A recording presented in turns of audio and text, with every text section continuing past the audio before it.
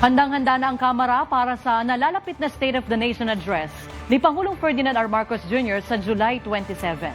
Planchado na rin ang mga inilatag nilang seguridad. Si Earl Tobias nakatutok. Magkakasamang ininspeksyon ng mga security at coordinating partners mula sa Kamara, Senado at Malacanang ang batasang pambansa. Kinumpirma ni House Secretary General Cheloy Garafil na all systems go na para sa nalalapit na SONA ni Pangulong Ferdinand Marcos Jr. Planchado rin ang detalye pagdating sa seguridad. We don't expect any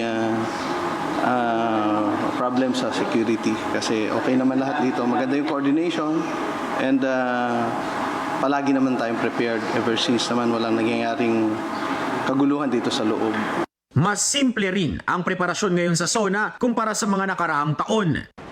Parang tinon down actually yung pagdating sa mga preparations more as to guests, well, yung expenditures and everything. Talagang toned down siya.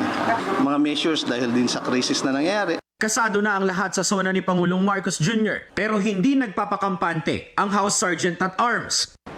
As far as security and safety is concerned, talagang, well, primary consideration namin yun. Ano? So, we cannot afford na may magkaroon ng security glitches. Mahigpit din ang monitoring sa paligid ng batasang pambansa.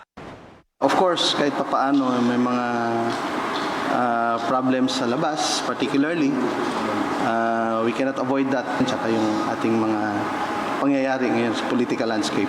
Nagkaroon din ng coordination meeting sa pagitan ng Kamara at members of the press para sa maayos na SONA coverage. Earl Tobias, IBC News.